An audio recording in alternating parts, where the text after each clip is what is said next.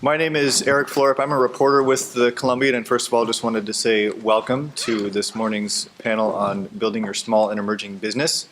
I also wanted to give everybody a chance to make sure that you are in the place you intend to be, because as Scott Campbell mentioned, there are a few other panel discussions happening simultaneously.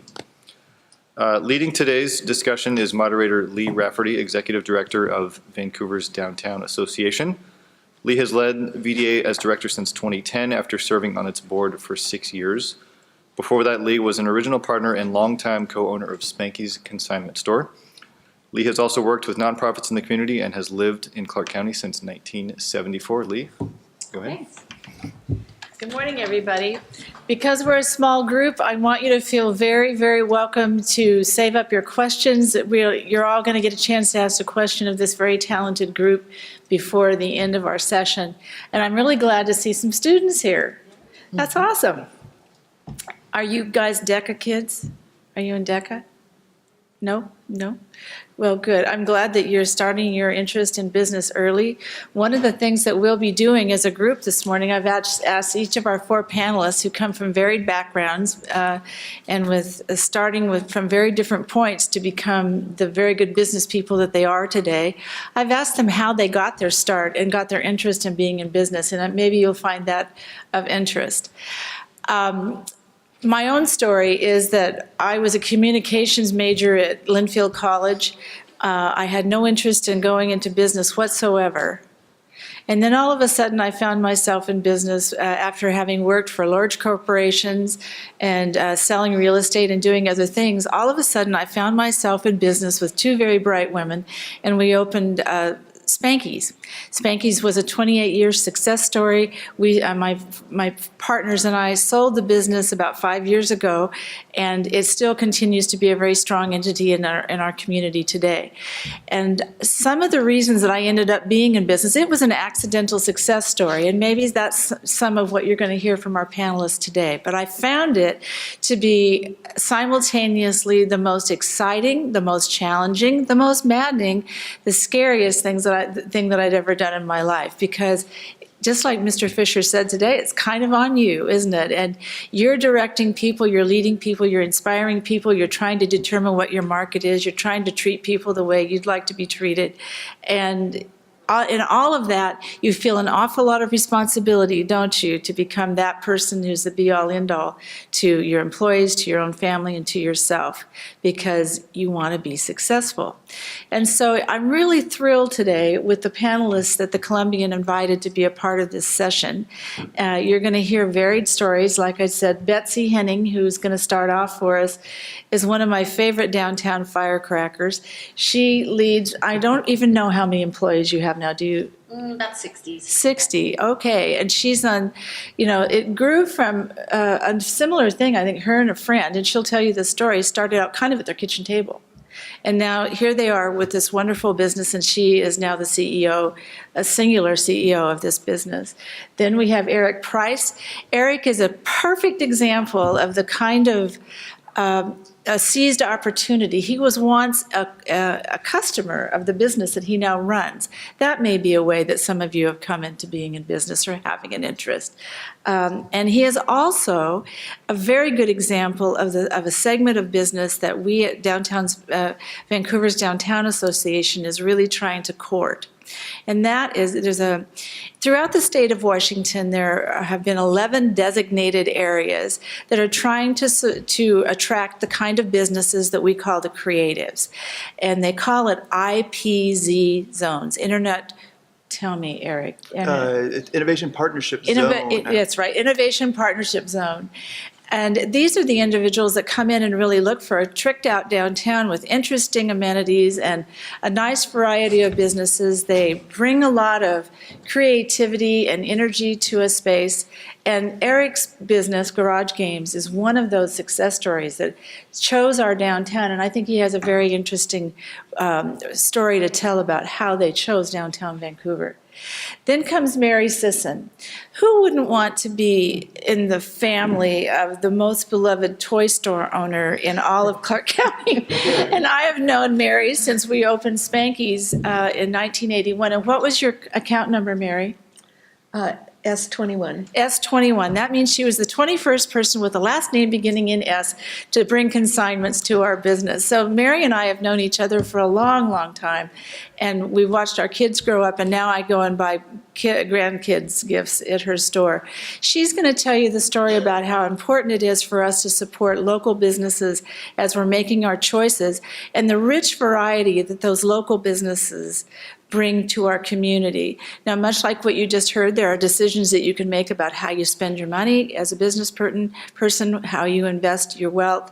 I think most of these panelists here are going to tell you that they're all about just exactly what Mr. Fisher said in one way, and that is they are being the best that they can and building the best community that they can, being who they are. And so Mary, I think, has a very good story to tell about that local branding and that local outreach and how important it is to support local business. And then finally, my newest friend here is Russell Brent. Russell's business is in Battleground, and I got to go out and enjoy lunch with Russell this last week so we could get acquainted. This is a very interesting man. At the time that I was sitting in his restaurant, I don't even know how many people came up to talk to this guy about their nonprofit, something they'd done the night before. One of the people who came and talked to him was a guy they'd been a part of a Robbie Burns celebration the night before, and he's a Scotsman, and he had borrowed a kilt, and so they were they were talking about the event from the night before. His touch is completely generous and pervasive in his community. He's come there and made a marvelous business by making sure that his community knows him, but more importantly, he knows his community and how he can touch each person in his community. So that's who's going to be speaking to you, and in this order, we're going to go girl, boy, girl, boy. How's that? Now, I need you to do me the favor of kind of giving them an idea of who they're talking to, if you wouldn't mind. How many of you here own a business? Oh, look, okay. How many of you have been in business for more than 5 years? Awesome. How many of you are thinking about owning a business? Oh, there we go. We've got a hand back there. Anybody else? Yeah, okay. Whole second row. Oh, the whole second row. Awesome. That's right. That's great. How many of you inherited a business? Anybody here? Okay. Is anybody here trying to think about a way to retool your business, tune it up a little bit because you're a little bit concerned about, oh, what do the other guys know? They're all those successful guys. What are they doing that I'm not doing? Every hand in the room ought to go up with a hallelujah at the end, because really that's part of your responsibility as a business owner, isn't it? You never coast. You never think about, oh, I've got this knocked. I don't have to worry about it. You're always thinking about the competition. Remember what Mr. Fisher said? You know, in the greater scheme of things, there's always going to be somebody bigger, better, smarter. You just have to keep competing. So that was kind of a trick question, and I apologize for that. Anyway, let's get started. I'm going to have Betsy kick it off. Betsy has a marvelous company called AHA, and she has a fabulous story. And if you will save your questions until the end of all 4 presentations, we're going to have a great time. And I think some of the meatiest part of what we're going to do is getting to talk to one another. And that's, please feel free. This is your room. This is your room. Feel at home here, and let's have conversation once we've heard what each presenter has to say. So, Betsy, you're up. Thanks, Lee. I'm going to put my little stopwatch on here so that I don't blabber on and on, which I'm completely capable of doing. So let's see. Lee thought it might be interesting for you all to hear a little bit about how I came to be in business and how my business sort of evolved and grew. So that's what I'm going to talk about. And it all starts back in 1991 when I was pregnant with my second child. I was working in a nonprofit organization, and I'm not a math major, I'm a journalism major, but I know enough math to know that 2 kids in daycare on a nonprofit salary didn't quite make sense. My husband had a pretty good job at the time, so we decided that I would primarily stay home and I would hang out my freelance writing shingle, and that would put some extra macaroni and cheese on the table for a few years while the kids were little. And that was really the intent. That was the entirety of the intent, was to just bridge a gap. And that worked okay. I did a lot of just pickup jobs. I wrote a few stories for the Columbian. I managed a few events. I tapped into the things that I had done in the preceding 9 or 10 years of my career, which included, by the way, getting fired 3 times. So if you want to talk about firing employees, getting fired, the value of all of that, I'm experienced.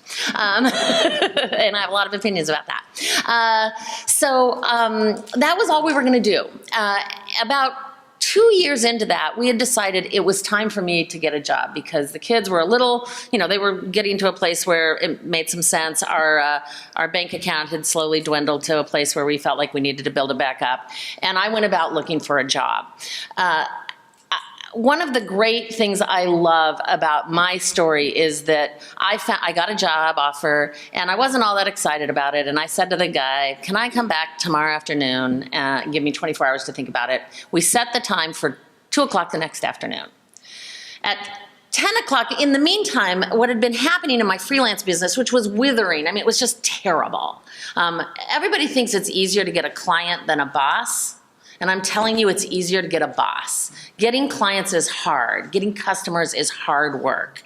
And I'd found that out through my freelance writing business. So here I am flirting with the option of a boss.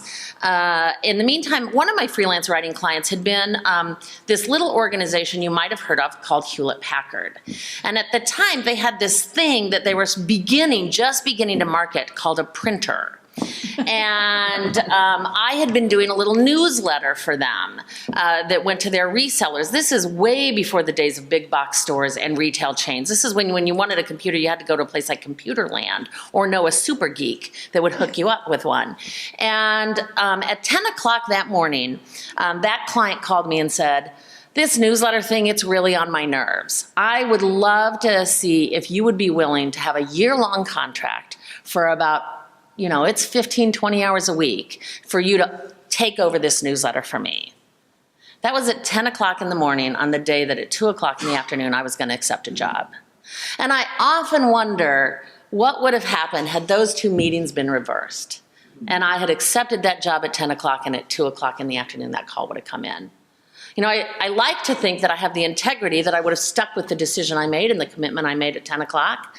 But boy, would my life trajectory have been different. And I think one of the interesting things about owning a business is you are at those crossroads more times than you know. And what you have to do is take advantage of where you are today without regret for the decisions of the past, without a crystal ball that works very well. You take advantage of where you are now and say, what can I do with the best information I have at the moment? And that's what you have to act on. And you do have to act and be decisive. So I took that contract with Hewlett-Packard, and the other piece I'll put into the story is about luck. AHA has been incredibly lucky. I think we've done good work with the luck that we've had, but without luck and some serendipity, I think it's, I wonder if you can be successful in a business if you are entirely without luck and serendipity. I don't know the answer to that question. I've benefited many, many times from luck and serendipity. Hewlett-Packard became our started taking over my life within a year or 2 of this contract because one thing led to another, and that inkjet printer juggernaut was beginning to take off. I was working all the time, so I invited a good friend of mine to sort of job share my freelance writing business. And we were going to do it for 5 years and then close the door and walk away. Because we were going to go get real jobs. Because still at that time, and women in the room, older women will know this, younger women, it's important that you really understand the legacy of this. In 1994, if you were a woman who wanted to work part-time, you still got the worst job on the list. You still got the bad employee newsletter. You still got the, event planning for some internal set of events. You didn't get to do brand campaigns. You didn't get to do deep insight work into customers and markets. You got this low-level stuff, and we wanted to do fun work. So we were going to do that for 5 years, close the door, and walk away. Well, 5 years later, that inkjet that same inkjet printer juggernaut had taken us to quite a different place. We moved out of my upstairs bedroom, we had offices, we had employees, but we still didn't have a business plan. We still didn't have any intention about where we were going. We still weren't trying to start a business. And my time is running short, but I will tell you that I didn't really become serious about building a business and with such things as plans and budgets until nearly 14 years into my existence. And by that time, we had 35 employees. We had global clients, but it was my employees who drove us into that area of business growth, because they were saying, some of them who'd been with me for 10 years were saying, what's my career trajectory? What's my earning potential? How do I influence the future of this business? And it was my employees, way more than my desires, that drove us into business planning. And we've benefited greatly from that, and I'm grateful to them for that. It's made us a better, stronger business. And so as we get into Q&A, I'll be happy to answer any questions you have about that. Awesome. Wow. Okay. You know, I hope that one of you is going to ask later, excuse me, let me plant a seed. I want somebody to think about in your seats, do you think that there's something in a business person, somebody who's really meant to be a business person? Where does instinct come into that? Because I'll tell you, the Harvard School of Business, you know, if you're a Harvard School of Business graduate, you're taking your head and going, oh my gosh, with what Betsy just said, but I don't know a better business person in all of downtown Vancouver. She's just awesome. So instinct, what do you think that has to do with the whole play? Okay, Eric, you're up. This is Eric Preisz, and he's one of my new favorite guys in downtown Vancouver, which, by the way, you know, Camas may be a groovy place, but I would be really remiss if I didn't mention that downtown Vancouver is really happening, and we are very, very welcoming, and we will become your new best friend and help you be successful.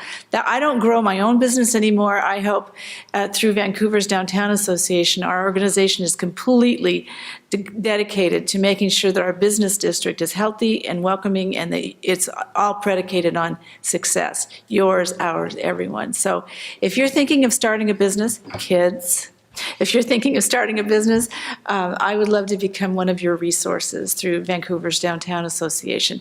And like I said, Eric's one of our new best friends now who's come here for a particular reason, and he's going to explain that. Sure. Thank you. Thanks for the great introduction. And just so you all know, we all met before about a couple weeks ago, and great folks here. So please reach out to them, use them as resources.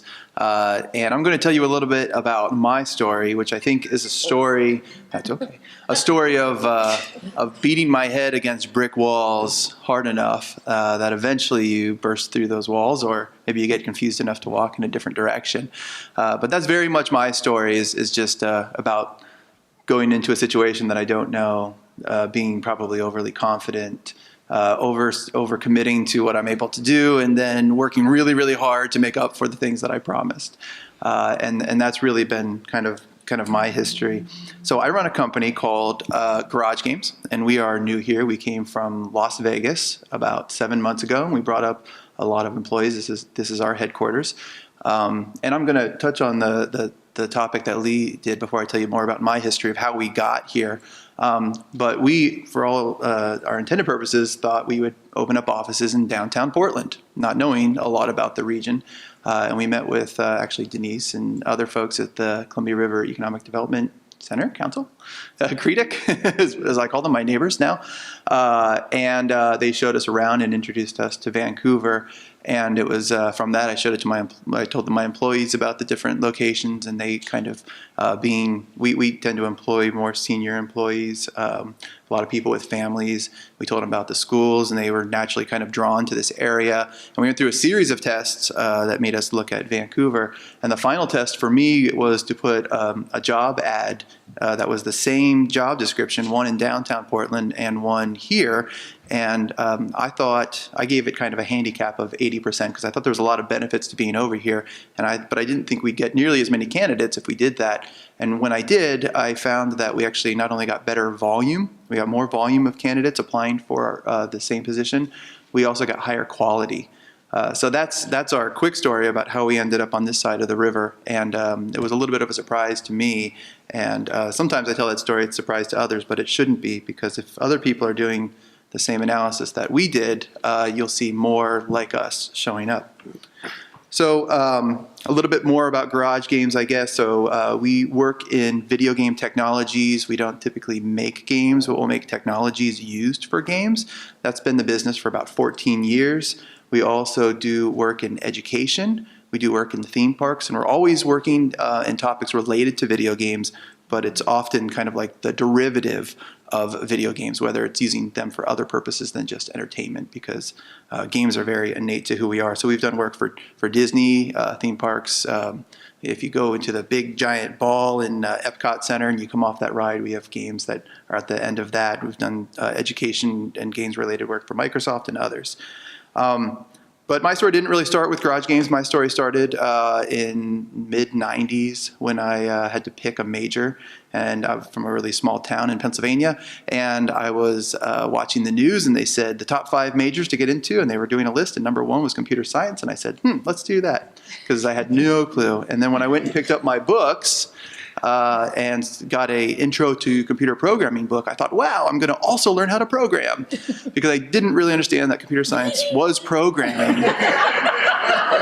I really thought I was going to learn how to use a computer really well, because I didn't know.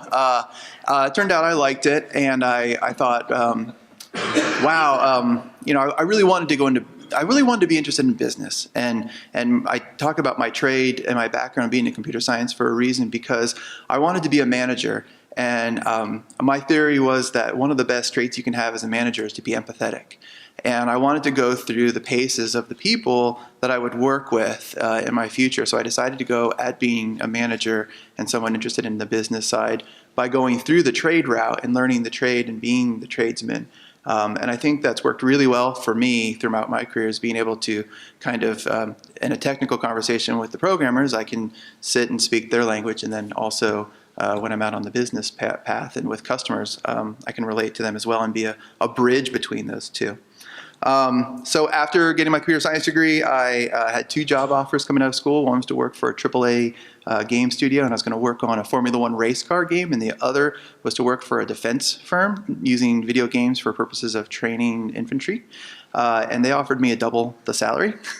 So I ended up taking that, because my student loans were the same no matter where I lived, and no matter what job I took. So I moved into that space, and that's when I actually came across the technology that GarageGames makes. I did some teaching for a while. I started my own small business while I was teaching using the technology that I was introduced to from GarageGames. So I took our software, moved down to Florida, and started a small business. And when I talk about beating your head through a brick wall, my first client that I got, which really going back to the luck topic, was Walt Disney Imagineering. Right, not a bad first client, and I tell you, I went in with confidence with a business process that I knew kind of a very little bit about, and I stayed confident, and I worked really hard, and I was able to convince them that I knew enough about the project and what we were doing to win work from them. And that's what kind of led me to GarageGames eventually, was doing more and more work with the technology, and then coming in here, and then what led me to the CEO role, finally, is kind of the last piece here. What led me to the CEO role was that I was a division head of, we were 3 parts. We got bought by a larger business, and that larger business ended up dissolving, and I split out GarageGames as its own entity, which it was originally before it came into that conglomerate. And at that time is when I became the CEO. I was asked to give a little snippet on kind of what I wish I knew then that I know now.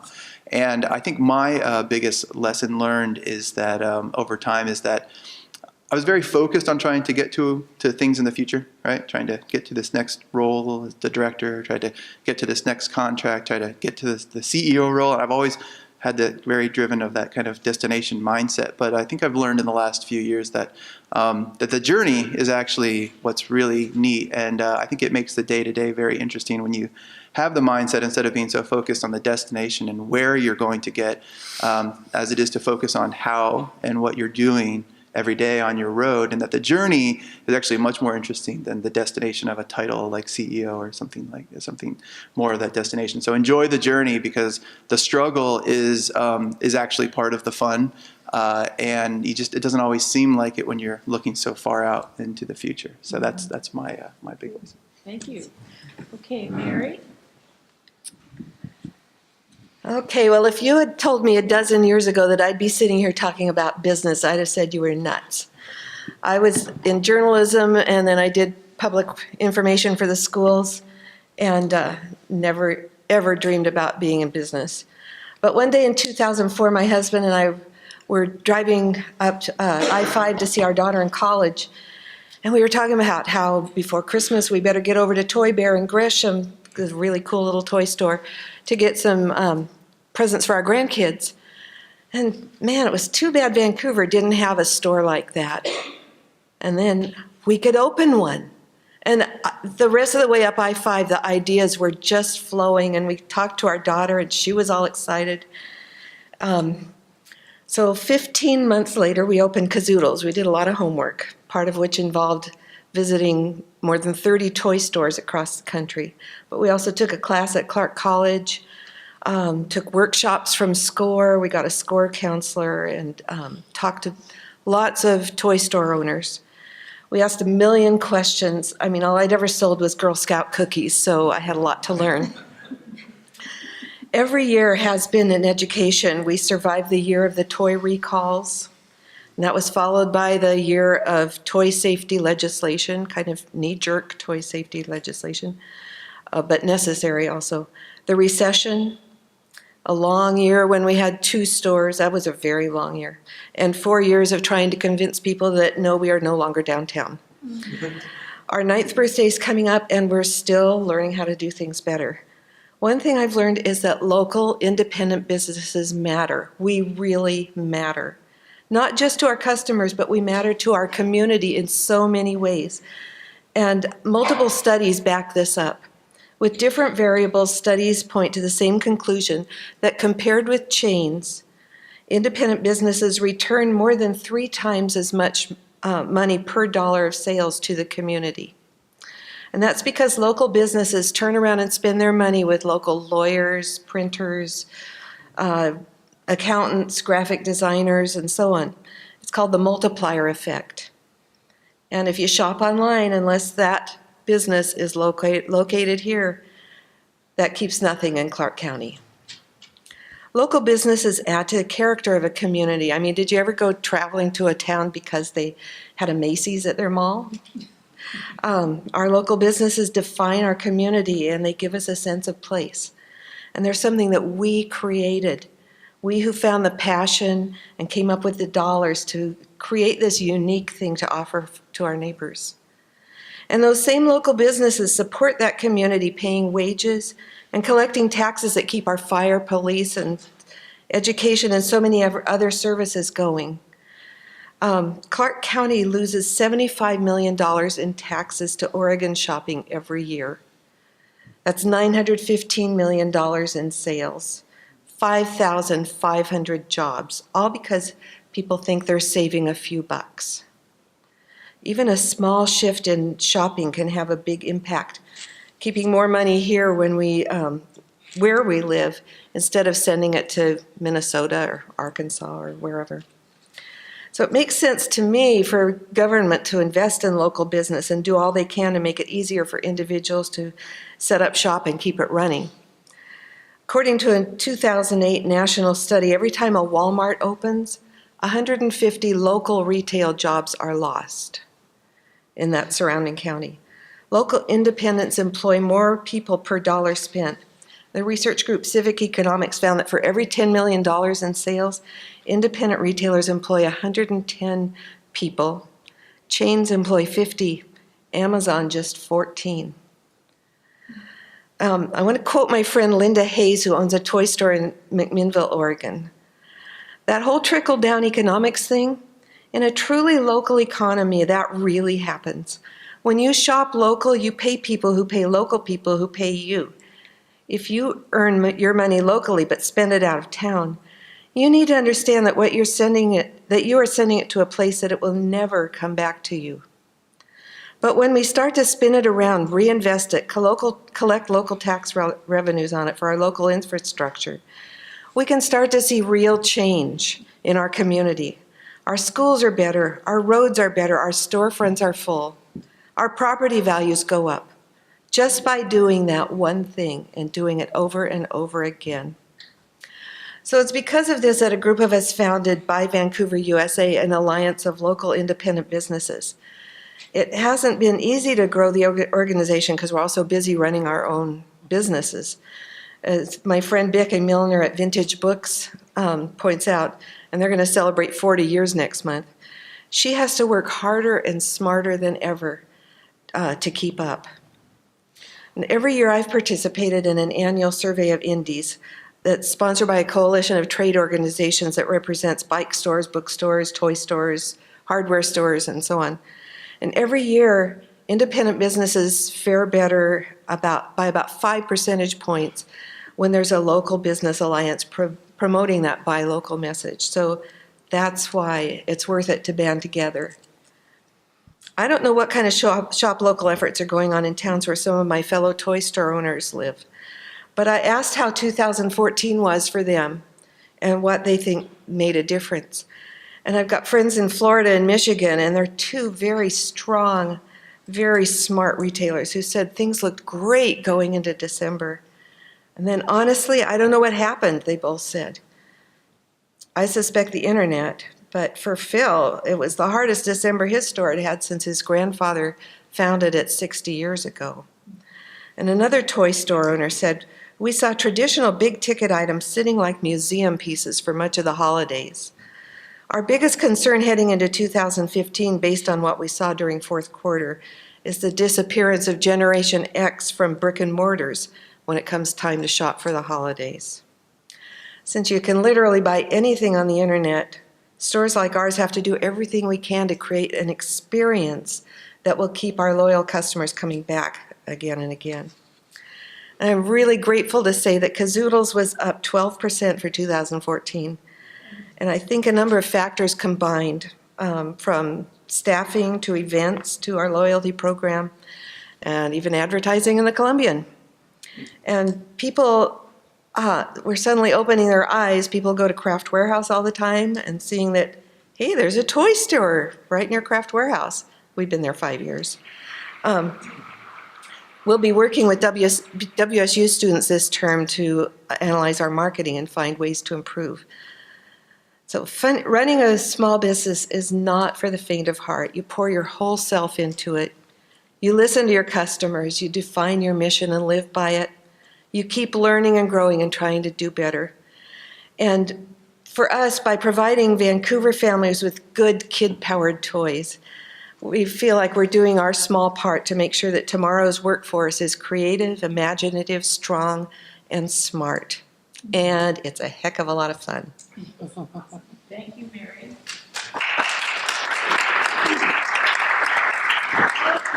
And batting cleanup is Russell Brent. Yeah. Good morning. My story is accidental as well. So involve the audience here. Young man in the third row here in the blue shirt. How old are you? 17. Okay.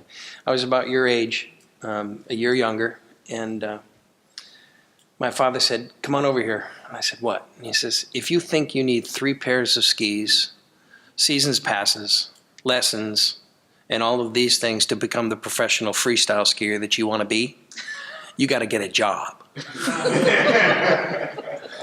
So one in 3 young people in the United States get their start in the restaurant business. And, we're a great entry-level business. And, it is very disappointing to hear some of the numbers that we heard today where teen employment is down 50% in the last 10 years. And Washington, I believe, is at a disadvantage for a lot of reasons: minimum wage, no tip tax credit, all that kind of stuff. And it's not providing, the young people that opportunity. But I digress. Let me get back to me. So my dad said, I'm rich, you're poor. If you want all this stuff, get the job. So My dad was a scientist, and he worked at IBM in the Federal Systems Division. And I'd say, "Dad, what'd you do today?" And he said, "I can't tell you. I'd have to kill you." He had to drive through barricades and show the pass and all that kind of stuff. And my mother was like, "You need to go to college and get a degree, and you can work for a company like IBM, and you'll have a job for the rest of your life." I said, "No way. I'm not a scientist. I'm a people person, So I got started washing dishes and, worked my way up to the restaurant business. And, waiting on tables when you're in college is a great job. And I was making money hand over fist. And my dad finally says, "Whoa, let's talk again. It's time." So I've been going and I'm working on my associate's degree in a local community college. And I've been skiing more than I attended school. But I still got B's. So he said, "I want you to give me a career path. Do you want to become an engineer like me?" I said, "No."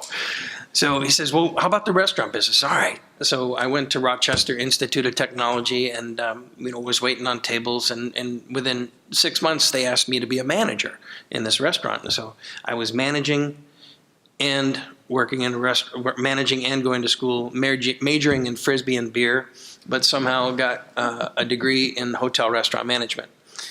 So I fell into it, but it was a natural talent. It was meant to be, and so the journey, as you were talking about earlier, Eric, is really true. I got out of college and I wanted to become a corporate CEO. That's what I wanted to do. That was when I would arrive, and I went to work for corporate chains and I became the rookie general manager of the year. And then somebody said to me, "If you want to become an executive, you have to get your master's." So I went to school and I got my master's degree. And I said, "Okay, now I'm going to arrive." And then I finally sat there at the table with the CEO of this company. And every month we'd come in and the executives, we'd just get beat up. It's like, "What have you done for?" "I don't care. You were #1 last week, but that doesn't matter. What are you doing today?" And I said, "Oh man, I hate this. This sucks." So they put a gun to my head, and this is back in 2006. They put a gun to my head and said, "We want you to move back to California." And I've been up here for about 7 years. And I said, "No, I'll pick strawberries before I move back to California." And part of it, another thing Ken Fisher said, was the school system. So my daughter was attending school at Union, and she was in the Excel program. And thank God she got her brains from her mother. And she's now on a full ride at MIT, and she's in her 3rd year. So there was no way I was going to move back to California. So I stayed here, plugged it out. I did some consulting, and then I started an operation called the Black Pearl, and I found a partner with the means, the late William Charest, who was the CEO and founder of Barrett Business Services. And he had a dream to open up a restaurant. And so we worked together for about a year and sat down and looked at the plans. And every time he'd say something like, "I want a 3rd floor mezzanine overlooking Mount Hood," I just snap my pencil and wait for him to finish, because I would just have to reverse engineer the sales to come out with a return on investment. So, and then he passed away unexpectedly. And the building that I still own a part of is down there in Washougal, and it's still a dream. But I said, "What's next?" And I'm just looking around, what's next? So the Mill Creek Pub happened, and I just fell into that. Some people said, "Hey, I know somebody, somebody," and got introduced, and they said, "You want to do this?" And I said, "I don't know anything about this community." So I'm not really in the restaurant business, even though that's what I know and what I do. I'm in the community building business, and I do that through a restaurant. So the restaurant business it comes easy to me. It's kind of natural. I know how to employ the talents, and I know what to look for in an employee, and having that profile. And when Ken Fisher said it today, it's not what they had do. It's not what they put on their resume. It's what they will do, and that's the fire in the belly. And how do you identify that? And within 30 seconds of an interview, I can tell if that person has the fire in the belly or not. And if they don't have it, I just move on. And it's very instinctive, but it's very, very true. And so getting back to community building. So in his book, Malcolm Gladwell, he wrote, I'm sorry, everybody fan of Malcolm Gladwell? Yeah. The Tipping Point. He talked about, the mavens, the salesmen, and the connectors. So, what my role is I'm just the connector. So, there's one degree of separation from everybody in this room. And We have Mr. Brink here that owns Pomeroy Farms, and they've just started Pomeroy Cellars. And over here we have Graham that enjoys great wine. And he's a big fan of Heisen House, and he's probably going to go over and meet Dan Brink, the son that's starting Pomeroy Cellars. So, and I could, and then Paul, is Paul still here? No, good, thanks, he left. Paul's a good friend of mine, and I just wanted to remind him when it gets to the Q&A time that there are young people up front, so don't embarrass me. But I guess the reason that I'm successful is because God takes pity on fools, and instead of helping me to reach the low-lying fruit, he puts watermelon at my feet, so I just trip over them, and it's just, really, I hate to say it, but it's been easy. I'm up 20% in sales.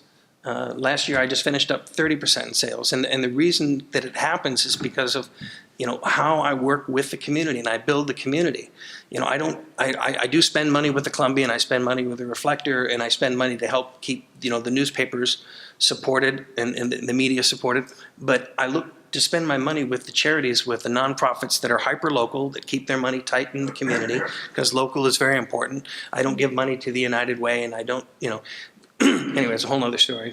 Anybody that flies a corporate jet is an executive director of a nonprofit, but this is being recorded, isn't it? As an executive director of a nonprofit. So, this is being recorded. I forgot about the camera. So, but you know what? Ken Fisher wasn't politically correct, was he? It was a lot of fun.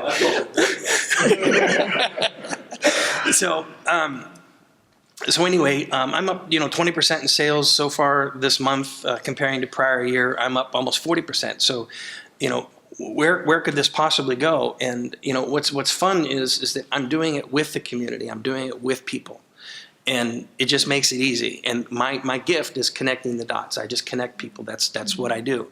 And the restaurant business is a great vehicle for me to do that. So my prediction, I wanted to let you know that I was looking in that bell curve that Ken was talking about, and I said, so when I wrote this down, I was looking, okay, what did the Department of Revenue say about sales? What did the Department of Revenue say about the number of restaurants? What did the local economists say? And I'm looking at all of these things, and I go, okay, it's going to be 15 to 20 restaurants that are going to come online this year. And if you look at the number of wineries that have come online, Mr. Brent, are we up to about 20 wineries in Clark County now? 16, I think. Okay. More online. Yeah, and with more online. So we're going to have, close to 20 wineries in Clark County. So we're going to become that tourism destination point that I really wanted us to be, and we're all going to rise with that. And I think that that's going to be tremendous. The number of breweries, we've got, Dirty Hands, Heathen, Mill City, Amnesia. Did I miss any? Mount Tabor. Mount Tabor. Lewitt, yeah. Downtown breweries. So downtown breweries, and I think that that's going to explode too. The opportunity for wineries and breweries, along with the restaurants. So I think that we are going to see tremendous growth. So I'm going to put it out there, and I'm going to say we're going to get 35 new eating establishments in Clark County in 2015. That is awesome. That is awesome. Yay!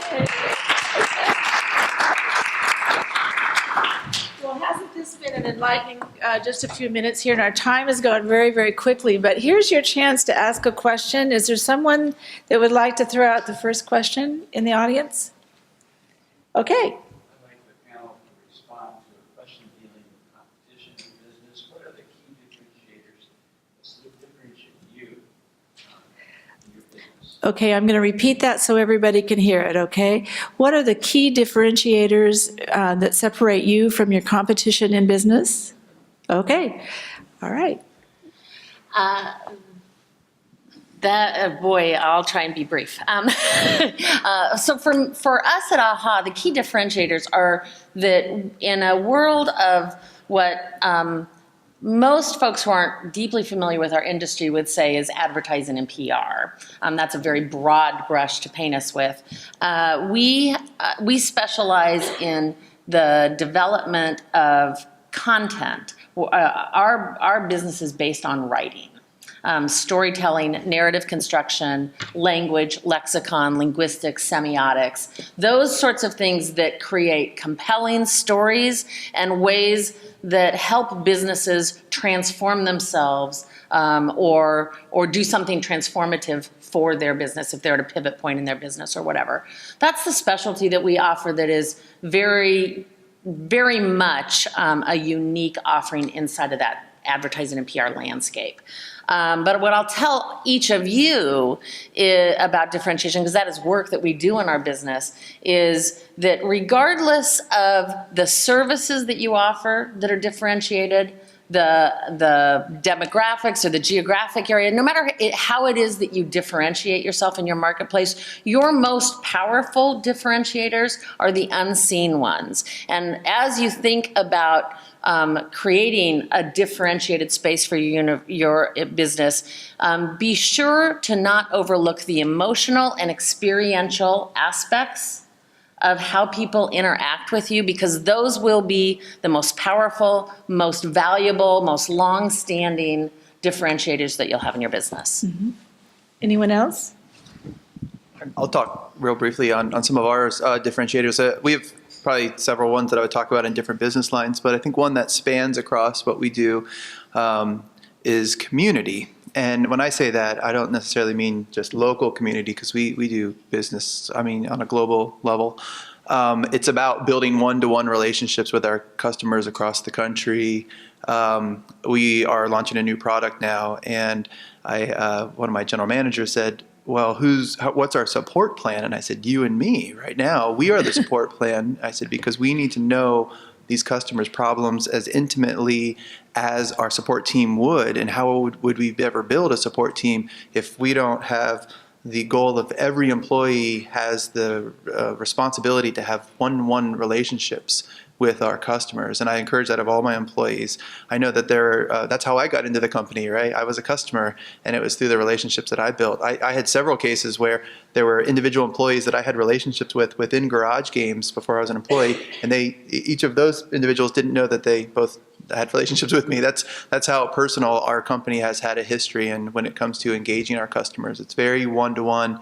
You know, we are afforded the benefit of dealing in customer sizes that allow us to do that. But even when I say that, I mean 170,000 registered developers through our history. That's what I mean by a smaller audience. And we have lots of one-on-one relationships. Okay. Anyone else on the panel have something to add? Well, I think probably our competition would be any place else you can buy toys. So we differentiate ourselves by really seeking out excellent toys. We look at what, we don't want to get stuff that is going to break, for one thing, but that where the toy is going to be having all the fun and the kid just watches it. We want kids to be totally engaged and in charge of their play, and the toy is the tool. And so those are the kinds of things we look for. And kid-powered toys, sorry, but we don't sell video games. Because we want kids to be playing. That's how they learn, and that's how they grow and develop. And people will come to our store and they say, wow, you have stuff you can't find in a store. And I want to say, you're standing in one. So that's how we differentiate ourselves. That and offering an experience with the events that we plan, and just the relationships we formed with customers, and really trying to reach out to their children's needs and get what they need. I just have a quick, as fast as I can. So my take on competition is a little bit different. It's collaboration.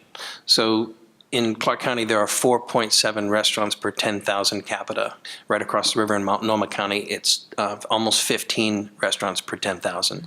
So the sales leakage that's going across the river is huge. So there's plenty of pie to go around here in Clark County. So I'm active in the Chamber of Commerce, and I'm working with other restaurants, and just saying, oh, how can we all work together? And that's where the start of the Passport to Battleground program came from.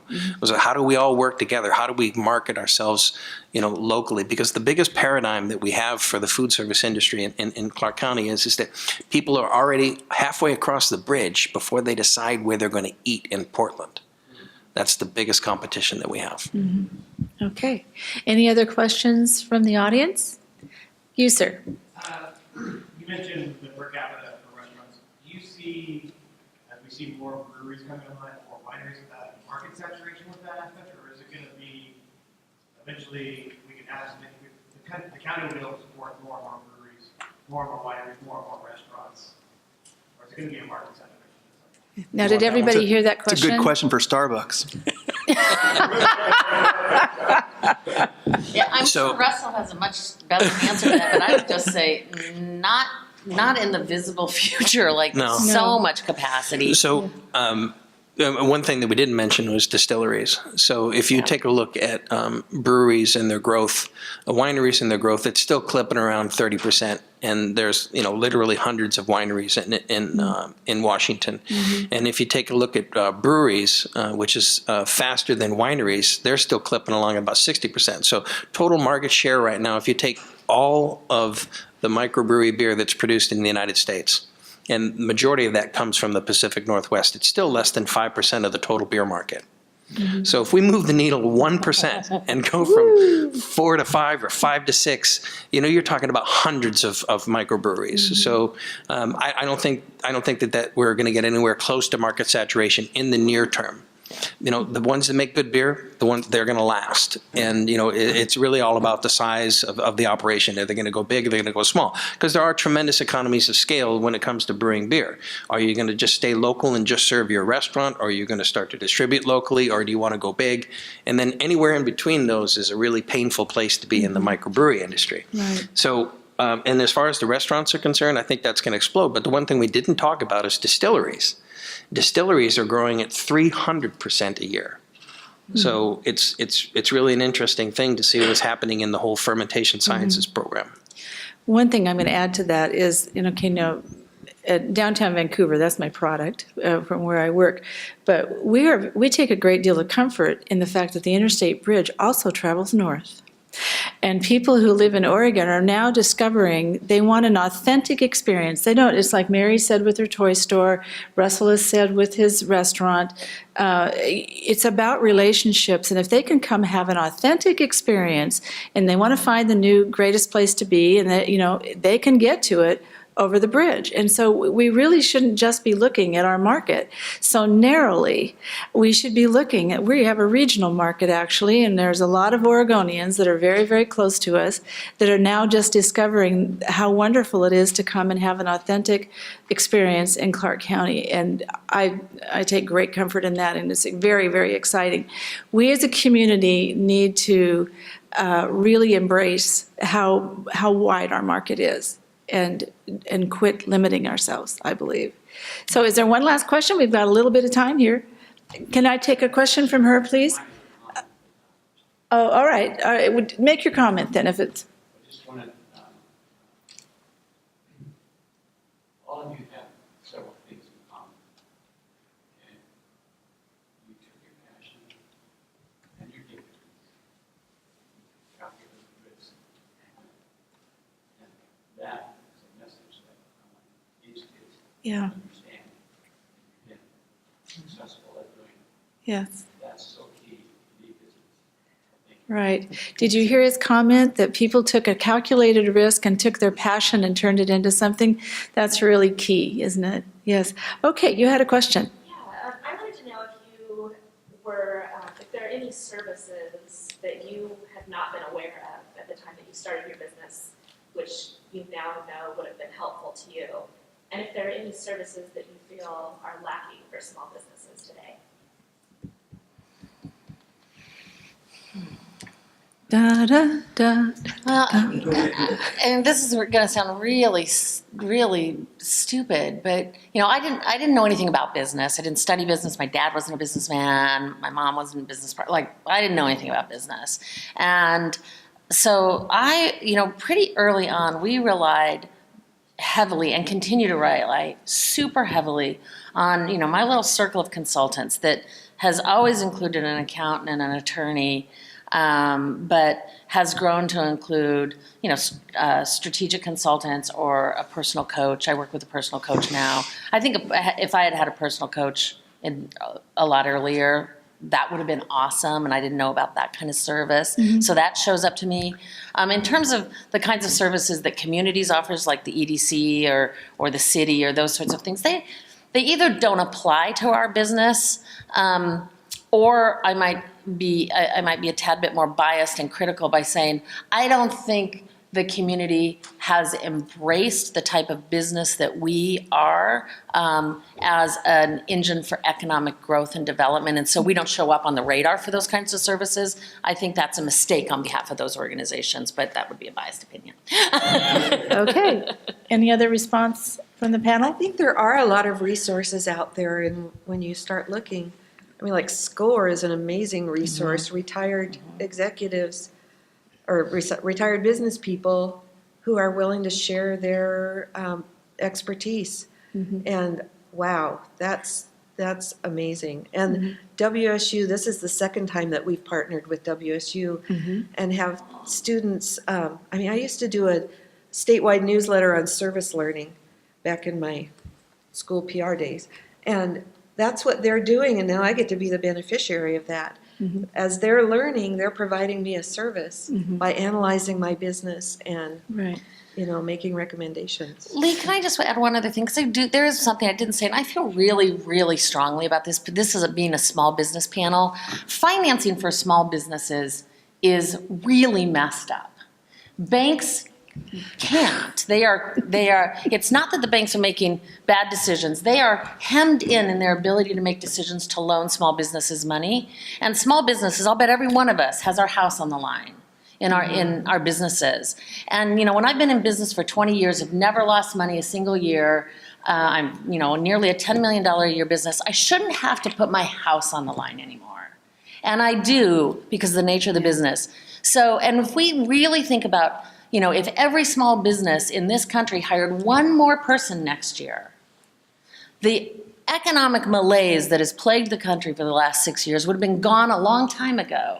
But there is a problem in the way we finance, and that has to do with federal regulation. So at some point, we've got to tune up to that as a country and help the banks do the things they want to do.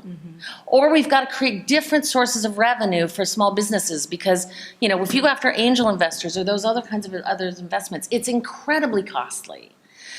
That's a thing that's broken in a system that says we value small businesses, and yet there's no way for small businesses to access the funds to do the things that they can do without putting their personal. And don't forget to call Kim Capolotto at 360-759-2404. Trust me, I called Kim last year, and I called him again while I was sitting in the meeting.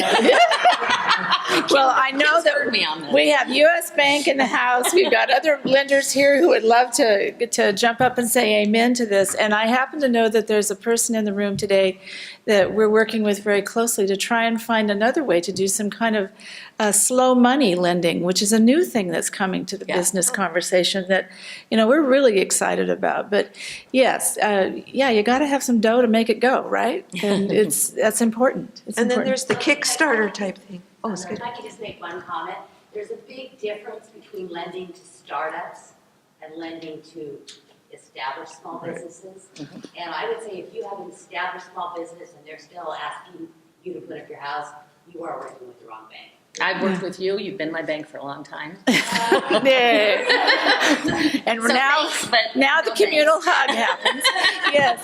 Okay, Yeah, one I'd like quick to comment. add to that on services. So I come from technology sector, and most of the services that we need are things that we kind of. I try to hire someone to take care of that so we can all focus on our technology. And I think a lot of the services when it comes to tech and startup type tech like us is a little bit distant from what we do, and it's because we're encountering a lot of new challenges all the time and new paradigms. So the service that I use the most is other businesses that do similar things, and this is something that the technology industry does really, really well. Is that we learn from each other, and there's so many ways that we don't compete. So for me, having a network, and especially a local one, of other people in technology is probably the greatest service that I could have. Yeah. Buddy up, people, when you're out there in business. We've got, if it could be like a 20-second question.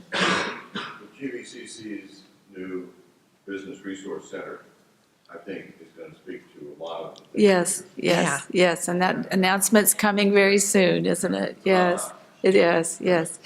Okay, now I want to be really respectful of your time. We're a tiny bit over. Thank you so much for coming, and can we give one more round of applause to these very great people?